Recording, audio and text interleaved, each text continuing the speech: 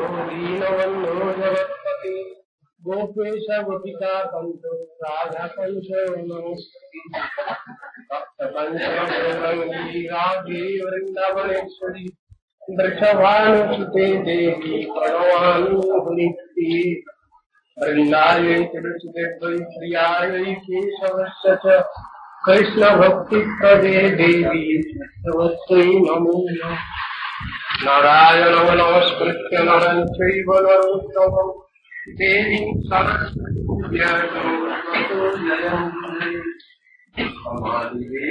गुरुनान्दानं समानवर्णं शिविकावतारम् अपार संसार समुद्र सेतुं भजामहे भागवतस्वरूपम् वञ्चाकल्पतरुभ्यश्च कृपासिन्धुभ्यैव पतितानां पावनेभ्यो वैष्णवेभ्यो नमो नमः। श्री कृष्ण चैतन्य प्रभु नित्यानंद श्री अद्वैत गदाधर गौर भक्तवृंद हरे कृष्ण कृष्ण कृष्ण हरे हरे हरे राम राम राम हरे हरे।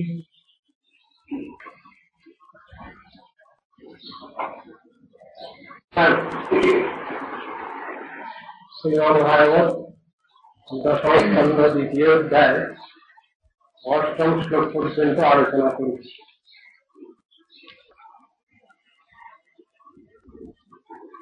भगवान যমুনা নদীতে নন্দগোকুলে গিয়ে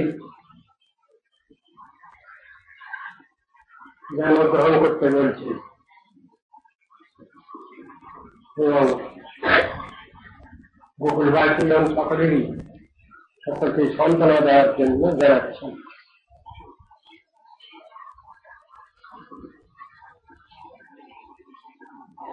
আরো বলছেন দেবকীর গর্ভে শঙ্কর্ষণ বলদেব নিয়ে গেছেন, তাকে রহিণীর গর্ভে স্থাপন করতে হবে তোমার, এই আদেশ দিয়েছেন। আমরা এই পর্যন্ত আলোচনা করেছি। কারণ দেবক্যা যথরে গর্ভম শেষাক্ষম ধামমামকম তৎ সন্নিকৃষ্য রহিণ্যা উদরে সন্নিবেশন অথাহম অংশভাগেন দেবক্যা পুত্রতং শুভে রাজস্বামী তং যশোদায়ং নন্দ পত্ন্যাং ভবিষ্যতি। তাকে আরো বলছেন, হে ভদ্রে, আমি তারপর দেবকীর পুত্রত্ব স্বীকার করব এবং তুমিও নন্দরাজ মনীষী যশোদার গর্ভে আবির্ভূত হবে।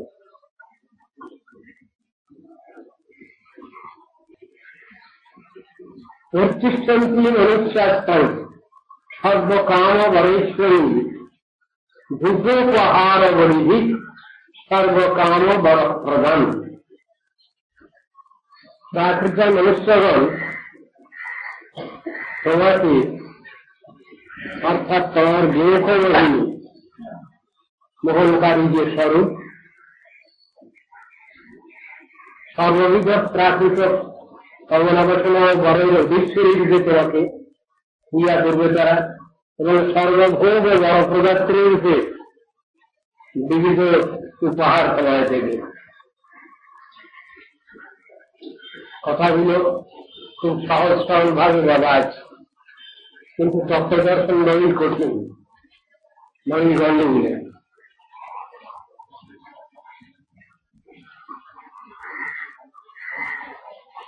যোগমায়ের স্বরূপকে বলা হচ্ছে তিনি ভগবান লীলা বিস্তারিণী শক্তি,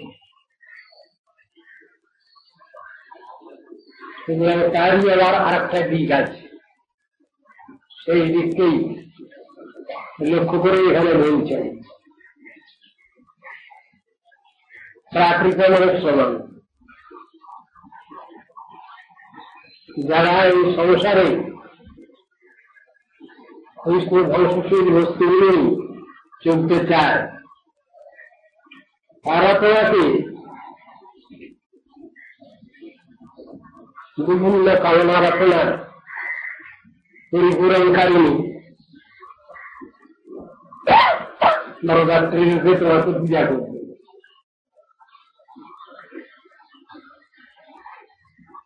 কথাটা শুনলে একটু সন্দেহ হয়েছে, জানিয়ে সমগ্র জগৎ মোহিত আছে।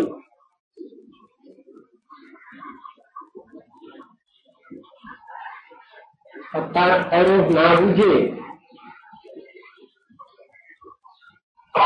তার আরাধনা করাটা কিরকম? স্বরূপ যারা বুঝতে পারেন, যারা ভগবানেরই একান্ত আশ্রয়ে থাকবেন, তারা তাকে কিভাবে নেবেন, এটা হচ্ছে আলোচনার বিষয়।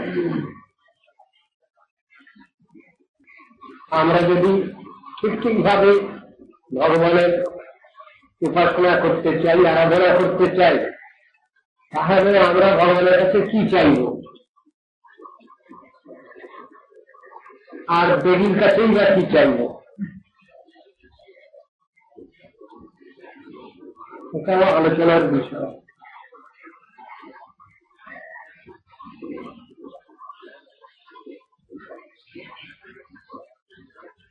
ভগবান যোগমায়াকে যেসব আদেশ করলেন, সেসবগুলো কার্যটাকে করতেই হবে, সেই দায়িত্বটাকে দিয়ে দিচ্ছেন। আর দুনিয়ার লোক তোমাকে কেমন সম্মান করবে, সেই সম্মানটার কথাও জানিয়ে দিচ্ছেন। তারা তোমার বিভিন্ন বিবিধ উপহার দেবে। উপহার মানে কি? উপহার কথাটা ভালো অর্থ, আর যখনই শব্দটা এসে যায় বলি, অর্থটা খারাপ হয়ে যায়, শুনতে খারাপ হয়ে যায়। আবার ওটা না ধরে যদি বলা যায় তাকে তোমাকে পূজা করবে, তাহলে অনেকটা ভালো। বলি শব্দটা শুনলে পরে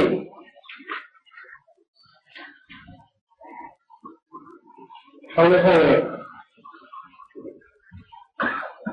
চিন্তাটা অন্যরকম এসে যায়। অথচ বলি মানে হলো পুজো উপহার। বলি শব্দের সাধারণ অর্থ হলো পুজো উপহার, তাকে বলি বলে।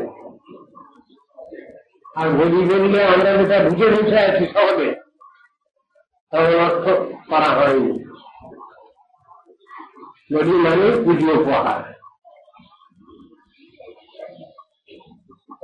সেটা সাত্ত্বিক বলি, না রাজসিক বলি, না তামসিক বলি, কথাটা আলোচনার বিষয়। পুজো উপহার যেখানে অর্থ, সেখানে অর্থ ঠিকই আছে। আর অন্য রকম অর্থ করতে গেলে অসুবিধা হয়। রাজসিক তামসিক শাস্ত্রে এই জিনিসগুলোকে অন্যভাবে ব্যাখ্যা করা হয়েছে।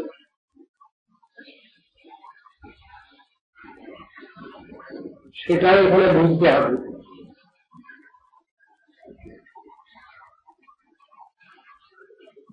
আর তোমাকে বিভিন্ন রকম উপহার দেবে, উপহার দেবে। আর কি হবে? নামধেয়ানি করবন্তি স্থলানি চ নরাভুবি, নামধেয়ানি করবন্তি স্থলানি চ নরাভুবি, দুর্গেতি ভদ্রকালীতি বিজয়া বৈষ্ণবীতি চ।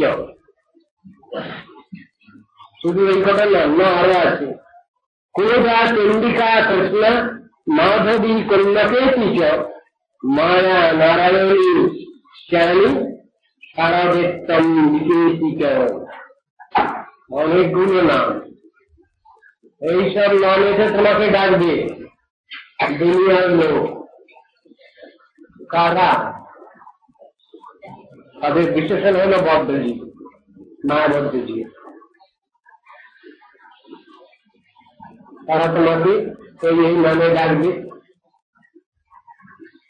ভূচরে নরমন তোমার স্থান নির্দেশ, এবং দুর্গা, ভদ্রকালী, বিজয়া, বৈষ্ণবী, কুর্বা, চন্ডিকা কৃষ্ণা, মাধবী, কন্যকা, মায়া, নারায়ণী, ঈশানী, শারদা, অম্বিকা প্রভৃতি নামকরণ করবে। ভূতরের লোক ভগবান করবেন কি? সামনে জগতের লোক মায়াবদ্ধ জীব তারা তোমাকে এই নামকরণ করবে।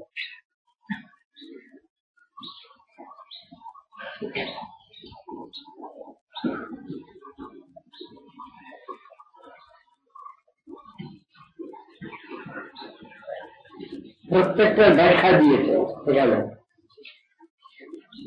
বলা যেতে পারে বিরোধী গণনা বলে তার নাম দুর্গা,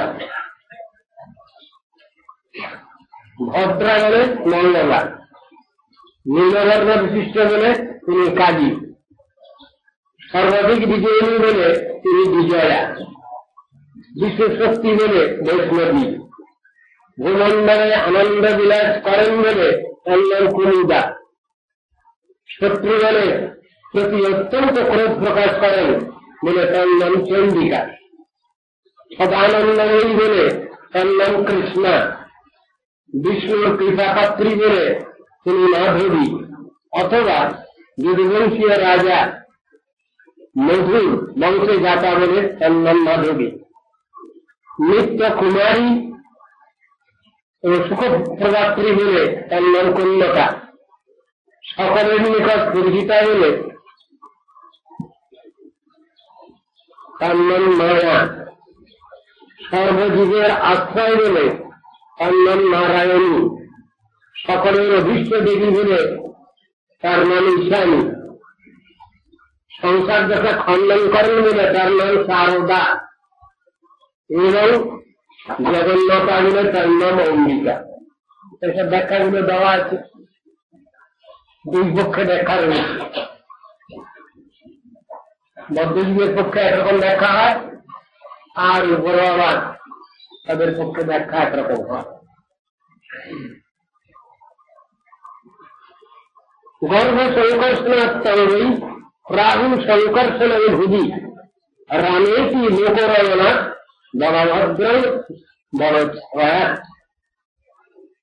গর্ভ সংকর্ষণ হেতু কথা উল্টে গেছে, না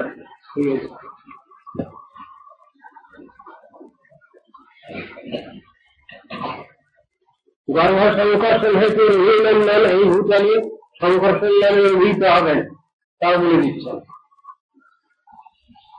সংকর্ষণ নামটা কেন হচ্ছে আদি বলে দিচ্ছেন এখানে। গোকুলবাসী লোকসমূহের আনন্দ বিধান করেন বলে তার একটা নাম হবে রাম, এবং বলাধিক্য হেতু সন্মিনী শক্তি শক্তিভোগ বিগ্রহ পরিবর্তন তাকে বলভদ্র বলা হবে, বলভদ্র এই নামে ডাকা হবে তাকে। সন্নিষ্ঠৈবং ভগবতা সত্যেন ইতি পদবচ প্রতিগৃহ্য পরিক্রম্য গৌরতার্থং তথা করো।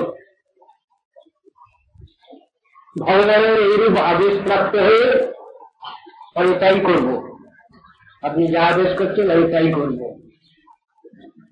বলে যোগমায়া ভগবানের বাক্য স্বীকার করে তাকে প্রদক্ষিণ করতে লাগলেন। ভগবানকে প্রদক্ষিণ করতে লাগলেন যোগমায়া, এবং নন্দগোকুলে আগমন করে ভগবান নির্দেশ অনুযায়ী কার্য করলেন। কি কার্য করলেন? দেবকীর গর্ভাকর্ষণ করে রোহিণীকে স্থাপন করলেন, যেটা সব থেকে বেশি বড় দায়িত্ব দেওয়া হয়েছে তাকে, সেইটা তিনি করছেন। গর্ভে প্রণীতে দেবক্যা রোহিণী জীবনিদ্রয়া অহো বিশ্রমসিতে গর্ভ ইতি পৌরা বিচিত্র। যোগমায়া দ্বারা দেবকীর গর্ভ আকৃষ্ট হলে রোহিণীতে সংস্থাপিত হওয়ার পর পুরবাসীগণ সবাই দুঃখ করতে লাগলেন, কান্নাকাটি করতে লাগলেন। আর দেবকীর গর্ভভ্রষ্ট হল, এই বলে উচ্চৈস্তরে বিলাপ করতে লাগলেন। ঘটনা যে হয়ে যাচ্ছে অন্যরকম, তা তো আর কারো মাথায় ঢুকছে না। ভগবানের লীলা ঐশী লীলা, তিনি যাদের দিয়ে করাচ্ছেন তাদেরও এরকম ক্ষমতা আছে। আগেই বলা হয়েছে যোগমায়ার কি কাজ। ভগবানের লীলা বিস্তারেই শক্তি হলেন যোগমায়া, অসাধ্য সাধন করেন তিনি। সাধারণ মানুষ কিছুই বুঝতে পারে না কোথা থেকে কি হচ্ছে। ওই কার্যে খুব পটিয়েছি তিনি, অঘটনা ঘটনা ঘটিয়েছি, এক বিশেষণ আছে তার। ভগবানের লীলা, তার সাহায্যকারিণী, তার ব্যবস্থাগুলো সব ওকেই করতে হয়। এখানে যে কাজটি করবার ভার দেওয়া আছে তার যত বড় কঠিন। বড়দেব রয়েছেন, সংকর্ষণ রয়েছেন দেবকীর গর্ভে 7 মাসে, তাকে বের করে নিয়ে গিয়ে রোহিণীর গর্ভে স্থাপন করা হচ্ছে অসাধ্য কারণ। সেই জিনিসটা এখানে বলছেন। ব্যাপারটা তো সাধারণ ব্যাপার নয়, কিন্তু ভুল বুঝাবুঝি হতেই পারে সকলে। শুধু পুরবাসী জনের হবে কেন? আমরা যারা এখানে শ্রবণ করছি আমাদেরও ভুল ধারণা হতে পারে, ভুল বুঝাবুঝি হতেই পারে। তাই এখানে বলছেন পুরবাসীগণ সবাই ঈশ্বরে বিলাপ করতে লাগবেন।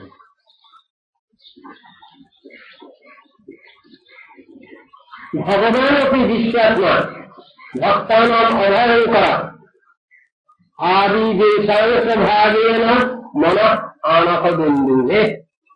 আনকদন্দুরি কার নাম? বসুদেবের এক নাম আনকদন্দুরি। এদিকে সেবকগণের ভীতি বিনাশন, বিশ্বের প্রয়াস পদ সর্বৈশ্বর্যপূর্ণ ভগবান তার পূর্ণস্বরূপে অর্থাৎ পুরুষাবতারাদি অংশ এবং সরৈশ্বর্যের সঙ্গে বসুদেবের চিত্তে আবির্ভূত হলেন। সাধারণ ব্যাপার নয়। মানুষে যা কল্পনা করে সেটা এক রকমের, প্রাকৃত ভাবে যেভাবে সন্তান জন্মগ্রহণ করে এখানে তো সেরকম ব্যাপার নয়। সুতরাং মানুষ যে চিন্তা নিয়ে বসে থাকে সেই অনুসারে সবটাই সেরকমই ভাবে, তার থেকে অন্যরকম ভাবনা তাদের কোনো কারণ নেই।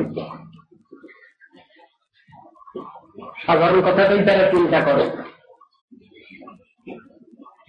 অথচ ভগবান কিরকম দেবকীর গর্ভগত হলে এখানে কি বলছেন কি? সরৈশ্বর্যের সঙ্গে বসুদেবের চিত্তে আবির্ভূত হলেন।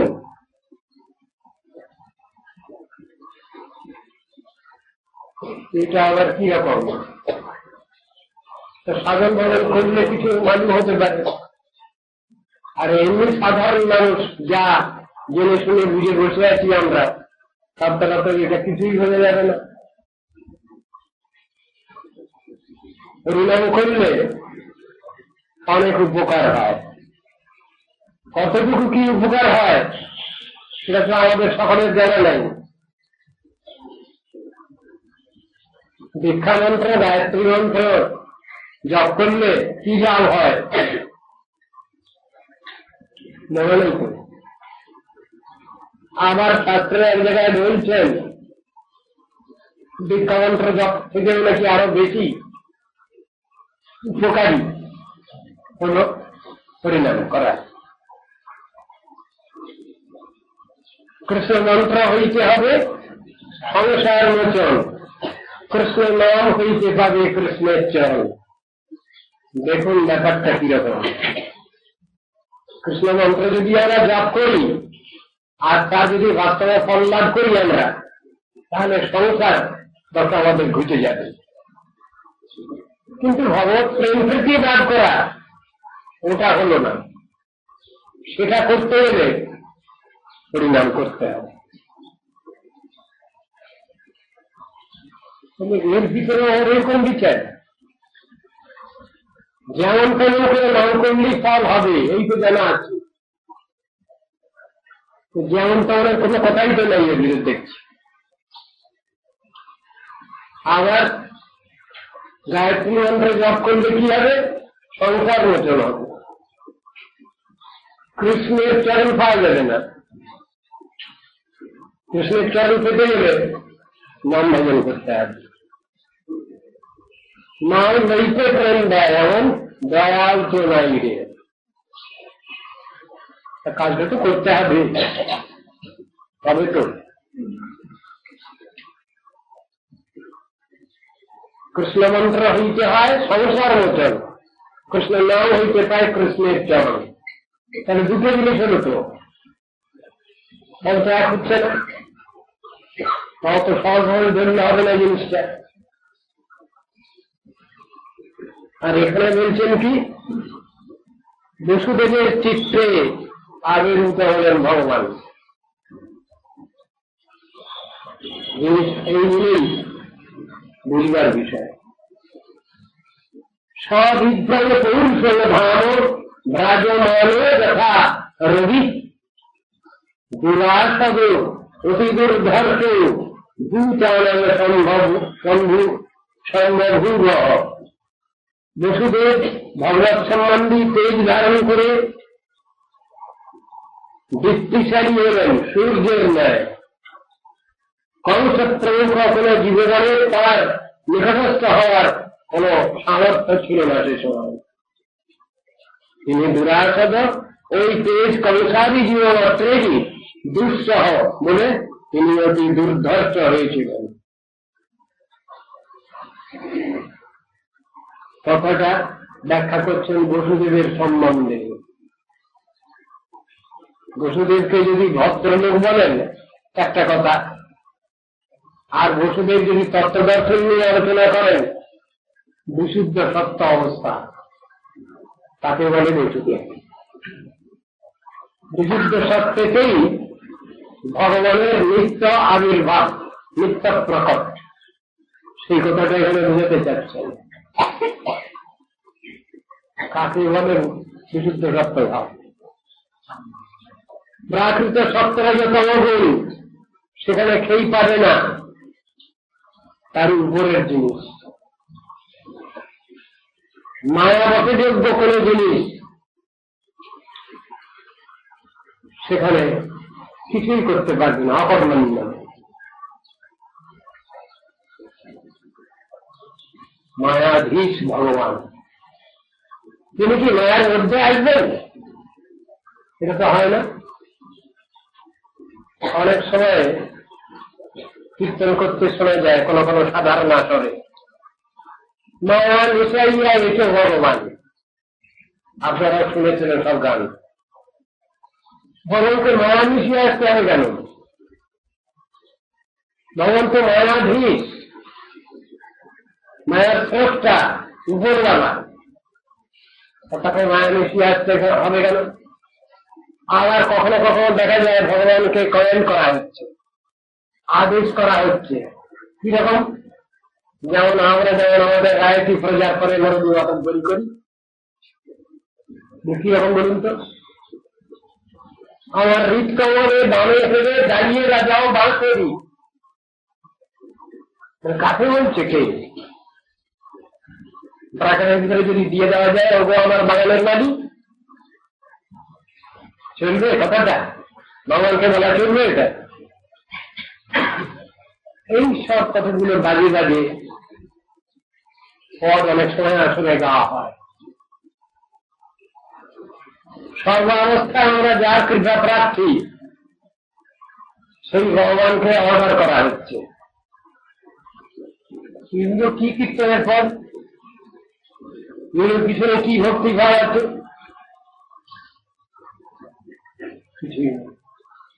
এর পিছনে কি সেবা বুদ্ধি আছে? এর ভিতরে কি সাধনার ক্ষেত্র আছে? কিছুই না। শুনতে চাইনি সব পদগুলো, শাস্ত্র সাবধান করে দিয়েছেন। ভগবানের কৃপা পেলে পরে আমরা অনেক কিছু করতে পারি, কিন্তু কৃপা যতদিন না পাচ্ছি ততদিন লাফালাফি করলে কি হবে? কৃপা প্রাপ্তির জন্য বসে থাকতে হবে অধীর আগ্রহে, ধৈর্য স্থৈর্য নিয়ে।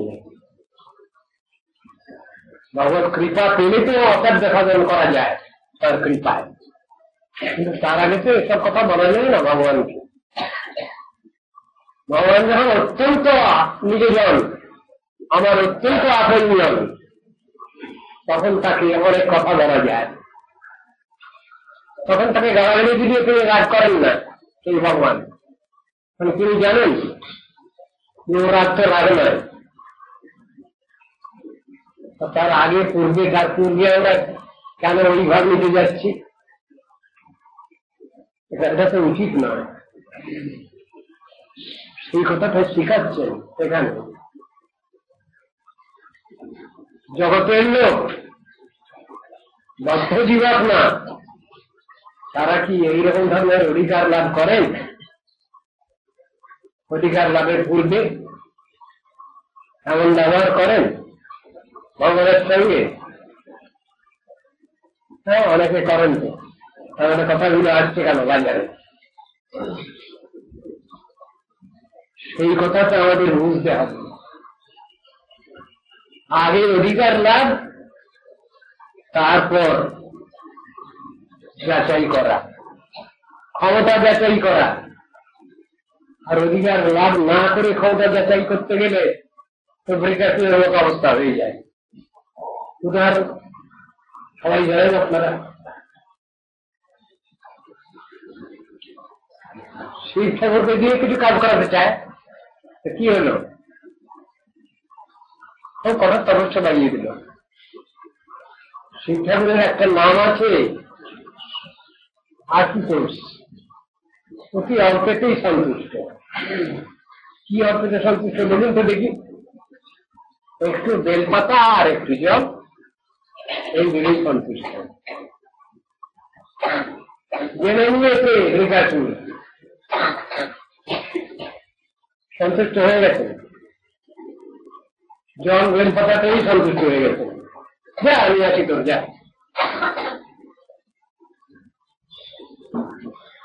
আর বরটা কি চাইল? আশীর্বাদটা কি চেয়েছিল? আমি যার মাথায় হাত দেবো সে ভস্ত হয়ে যাবে।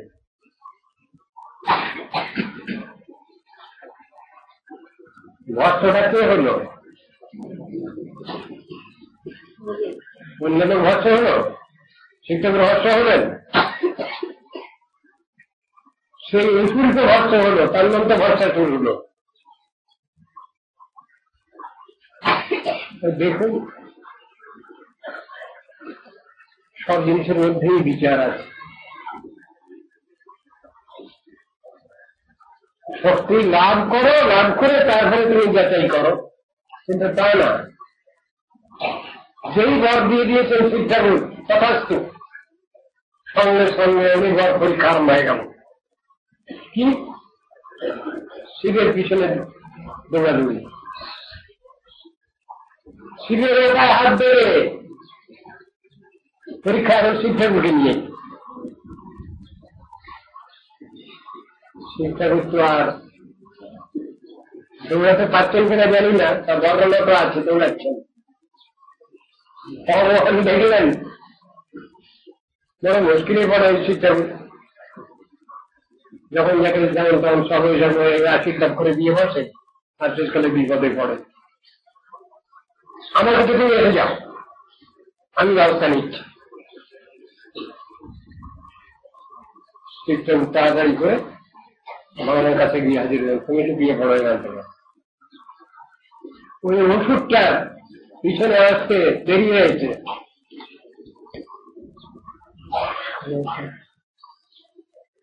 কেন এত দৌড়াদৌড়ি কেন? দৌড়াদৌড়ি কেন? না বর দিয়েছেন, আমি পরীক্ষা করছি।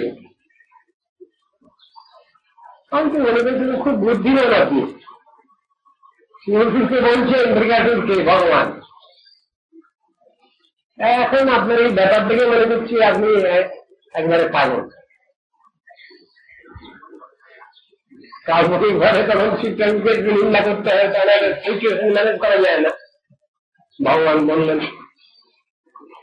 পাগলা লোক শিক্ষা করুন, কখন কাছে কি বর দিয়ে বসে, কি আশীর্বাদ করে বসে কিছু ঠিক নাই, মাথার ঠিক নাই।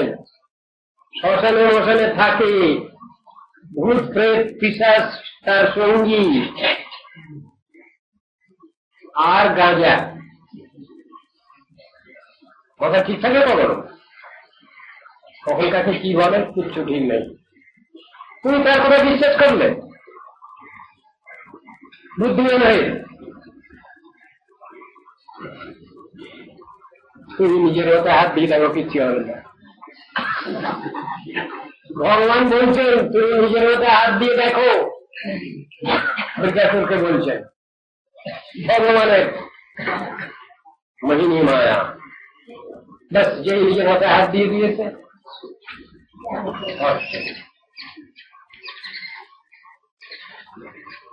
সব জিনিসেরই তো একটা হিসাব আছে, হিসেবই কাজ। ওটাটা আগে পেয়েছি, তারপরে দেখি, সে সঙ্গে সঙ্গে যাচ্ছেন, কাজ শেষ হয়ে গেছে। ও চিন্তা করো, শোনো এসব এদিকে, এই ওষুধটা মরল কি করে জিজ্ঞাসা করছেন ভগবান। শিক্ষা বলছেন ওর কর্ম হবে মরল। ভগবান বলছেন আমি তা বলবো না। তুমি তা বলবে না? না, তুমি আমার একান্ত ভক্ত অনুগত, তোমার প্রতি অন্যায় করেছে, সেই জন্য ওর এই জগতে বেঁচে থাকার কোন অধিকার নাই, তাই ও মারা গেছে। এটা তাই মানলাম। এইভাবে ভগবান তো সব সিচুয়েশন ম্যানেজ করছেন, সব জায়গায়। কাশীরাজের সঙ্গে খুব মিত্রতা। ভগবান বললেন ও শিব ঠাকুর তুমি কি করলে? আরে ওই লোকটা তো আমার বিরুদ্ধে চালন করে কাশীরাজ, আর তুমি তার সঙ্গে জন্মাচ্ছ।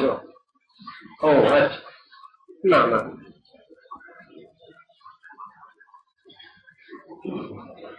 ভগবান তো সবটাই ম্যানেজ করছেন, সবটাই ম্যানেজ করেন তিনি।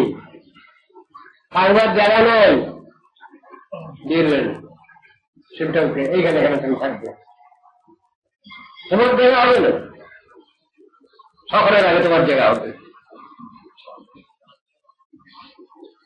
আমাদের সাধারণের ধারণা বারাণসী, না বারণা আর রশি, এই দুটো নদী নিয়ে বারাণসী যাকে ঘিরে রেখেছে, তার নাম বারাণসী। সেখানে স্থানটা কার? কাশী বারাণসী, স্থানটা কার? আপনারা বোধহয় শোনেননি, কিন্তু দুর্ভাগ্যক্রমে আমি শুনে ফেলেছি আমার গুরুদেবের কাছ থেকে কথাটা। 18,000 বিষ্ণু মন্দির আছে, 18,000 বিষ্ণু মন্দির আছে বারাণসীতে, কাশীতে। প্রধান প্রধান সেই সব বিষ্ণু মন্দির, সেই স্থানটা হলো সব ভগবানের বিষ্ণুক্ষেত্র। তিনি সেইখানে আছেন, কিচ্ছু করে প্রবেশ করতে দেবো না আমি। আমার প্রভুর ক্ষেত্রেতে আমি কোনো কিছু উল্টো পাল্টা কিছু প্রবেশ করতে দেবো না। কাশীর বিশ্বনাথজি, চিন্তা করুন, শাস্ত্রে বর্ণনা আছে, তিনি রক্ষা করছেন, তিনি সেই ভগবানের ক্ষেত্র বিষ্ণু ক্ষেত্র তিনি রক্ষা করছেন, সেই দায়িত্ব আছে। ও অন্নপূর্ণারও তাই দায়িত্ব আছে। অনেকে অন্নপূর্ণা পূজা করছেন কেন? আমাদের যেন ভাতের কোনো অভাব না হয়, সেই জন্য অন্নপূর্ণার ভগবানের সেবা যদি আমরা করি তাহলে আমাদের কি অন্নের অভাব হবে? আবার অন্নপূর্ণার যদি ওই অন্নের অভাবের জন্য যদি অন্নপূর্ণার পূজা করা হয় তাহলে আবার তিনি অন্ন বিতরণ করার জন্য বসে আছেন কেন? অনেক জায়গায় ঝগড়া হয়েছে শিব ঠাকুরের সঙ্গে শিবানী পার্বতী, প্রভুর ওখানে গিয়ে অনেক প্রসাদ পেয়ে এসছেন, ভালো মন্দ, আর একটু কিছু আনন্দ, খুব আনন্দিত। আজকে তোমাকে এত আনন্দিত দেখা যাচ্ছে, কি ব্যাপার? প্রভুর ওখানে গিয়েছিলাম, ভালো মন্দ অনেক প্রসাদ পেয়ে গেলাম, তা তোমার ঘরে যে দাসী একটা আছে তার জন্য কিছু এনেছ? ভুলে গেছে। হ্যাঁ, তা তো ভুলবেই তুমি। রাগ করলেন ভীষণ, তিনি গিয়ে বসে আছেন বিমলা দেবী হয়ে জগন্নাথ ক্ষেত্রে। তুমি আমায় প্রসাদ দিলে না তো, আমি এই প্রভুর প্রসাদ সমগ্র জগৎকে বিতরণ করব। দেখুন, ওই প্রভুর প্রসাদ পাওয়ার জন্য সব দেবদেবী লালায়িত, আগ্রহান্বিত। আমরা বুঝি কোথায়? বুঝি না তো বুঝি। তত্ত্ব দর্শন তো এগুলো। ওখানে যেসব মূর্তি বসে আছেন তারই ভিতরে 5 নম্বরের মূর্তি হলেন যোগমায়া, বর্ণনা আছে। এসব তত্ত্ব দর্শন একই ব্যাপার নয়, ভিতরে বহু ব্যাপার আছে। তত্ত্ব দর্শন বুঝতে হবে আমাদের, চেহারা এখনো হবে না, কাজ পৃথক পৃথক। আমরা কেন উল্টো পাল্টা করে দিচ্ছি? শাস্ত্রে যে কথা আমরা যা কিছু বলছি শুনলাম কোথা থেকে, জানলাম কোথা থেকে? সব তো শাস্ত্র থেকেই জানতে পারছি। এখন শাস্ত্রটা যদি আমাদের নিজস্ব হয় তাহলে একটা কথা, কিন্তু শাস্ত্র তো আমাদের নিজস্ব নয় ব্যাপার, ওটা ভগবানের আদেশ নির্দেশ শাসন মানি, তার নাম তো শাস্ত্র। ওটা তো আমার নিজের ইচ্ছা অনুসারে ব্যবহার করতে পারবো না, আমার নিজের ইচ্ছা অনুসারে ওটাকে কাজে লাগাতে পারবো না। যা কিছু বলবো আমরা শাস্ত্রের থিওরি বলবো, শাস্ত্রের তত্ত্ব সিদ্ধান্ত বলবো, আমাদের বানানো কিছু হোক চলবে না। অ্যাবসলিউট ট্রুথ দরকার, অ্যাবসলিউট ট্রুথ দরকার। চিন্তাই তো করছি না আমরা, তবে মনে করছি শাস্ত্র বোধহয় আমরাই তৈরি করতে পারি। ভুল কথা তো। সব জিনিসের ভিতরে এইরকম বিচার আছে, প্রতি পদে পদে বিচার আছে। চৈতন্য মহাপ্রভুকে খালি এমনি বললেন, সিদ্ধান্ত বলিয়া চিত্তে না করে মানুষ, যা হয়েছে কৃষ্ণ লাগে শুনে মানুষ। তত্ত্ব সিদ্ধান্ত এমনই জিনিস যে ওটা হল গোষ্ঠী পাথর। খাঁটি সোনা যদি আমি না চিনি কত ক্যারেট গোল্ড আজকালকার বাজারে, তাহলেও একজন জরুরি আমার সঙ্গে থাকবেন, তার হাতেও ওই পাথরটা থাকবে। কি বলবো ওকে? তোরা ব্যবস্থা বলবো জরুরি হাতে যে কোটি পাথর। তিনি দেখে শুনে বললেন, দামটা এবারে হ্যাঁ ঠিক আছে নেন, ঠকবেন না। তা আমি নিজেও চিনি না, জরুরিও সঙ্গে নিলেন না, তার কাছে গোষ্ঠী পাথর নাই, তা আমি ঠকবো না এমন কোন ইয়ে আছে, গ্যারান্টি আছে? সব জিনিসগুলো তো এইরকম। আমরা তো সবটাই নিজেরা জেনে শুনে বুঝে পরখ করে নিতে চাই, আছে কি তেমন বুদ্ধি আমাদের? আছে কি তেমন তত্ত্ব সিদ্ধান্ত দেন আমাদের? নাই তো। যদি নেই তার কেন অহংকার? কেন অহংকার? তার এই অহংকারের কি মূল্য আছে? আমার কোনো ক্ষমতাও নেই, কোনো সম্মানও নেই, অথচ অহংকার হবে না।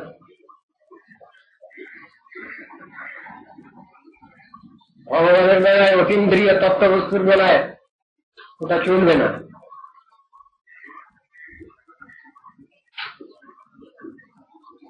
কৃপাবিনা ঈশ্বর তত্ত্ব কেহ নেই জানে, কথাটা ভগবত কৃপা না পেলে ও নিয়ে খেলাখেলি করা চলবে না।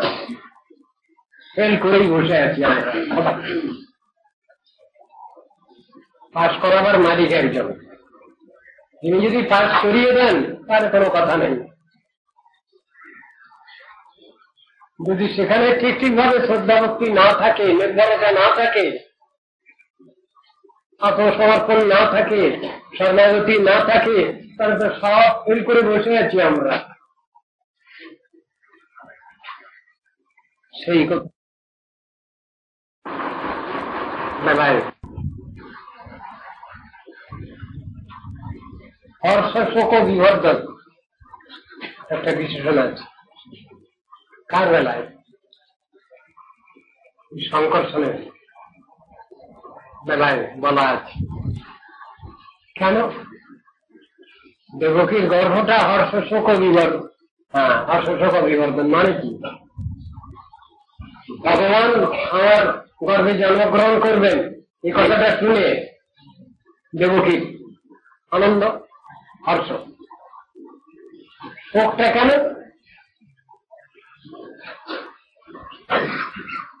তিনি এখান থেকে চলে যাবেন, তাকে হারাতে হবে,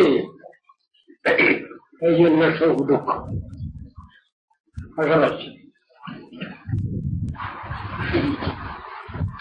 ওইরকম মানে করেছেন এখানে। পশুদেব ভগবত সম্বন্ধী তেজ ধারণ করে পড়লাম।